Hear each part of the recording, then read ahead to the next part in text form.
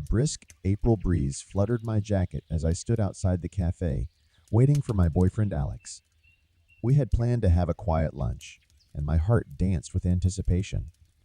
I didn't know yet that this day would be the turning point, the crack in the foundation of our relationship.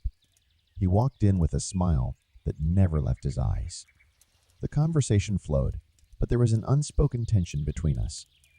It wasn't until later, when he admitted it, that the weight of his words hit me like a ton of bricks. "I have to be honest with you," he said, avoiding my gaze. "I met up with my ex today. It was a mistake, and I never meant for it to happen." There was silence in the room, and the air became stifling. He confessed to cheating, a betrayal that left me numb. Tears came to my eyes as I tried to cope with the broken trust, the belief that we were different, that our love was stronger.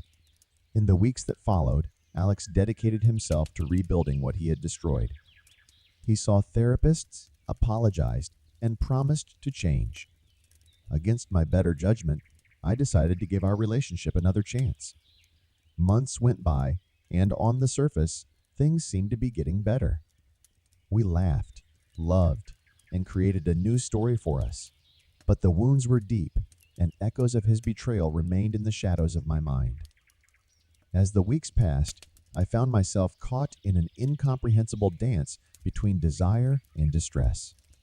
The bedroom that had once been a haven for our passion had become a battleground of conflicting emotions.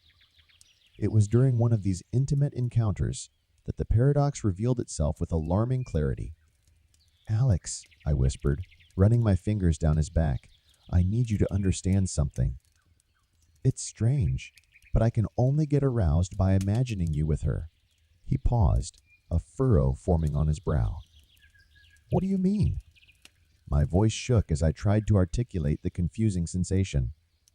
"I mean, I can't get rid of these images of you with your ex. It's like I need pain to feel pleasure." He sighed, frustration and concern mixed in his eyes. "I thought we were past all this. I tried so hard to make things right, to make things work for us." "I know," I whispered, staring up at the ceiling, "but it's like my mind is playing tricks on me. I want us to be okay, but these thoughts won't go away." After our conversation, a heavy silence settled between us. We lay side by side, pondering the mystery that had infiltrated our once sacred space. An unspoken tension hung in the room, a tangible reminder of the complexity that had woven itself into the fabric of our relationship. Days turned to nights, and our attempts to navigate uncharted territory led to new conversations, each revealing layers of vulnerability. The shadows of my trauma cast a surreal light on our connection, and I longed for a resolution that seemed elusive. One night, as we sat on the edge of the bed, the weight of our unspoken struggle hung in the air. "I love you," Alex said, looking into my eyes, "but I can't fix everything for you. We have to figure this out together." I nodded, realizing the seriousness of his words. "I don't want this to define us, Alex. I just need to understand why this is happening and how we can move forward." And so, armed with a shared commitment to unraveling the mysteries of my conflicting desires, we set off on a journey of introspection and healing.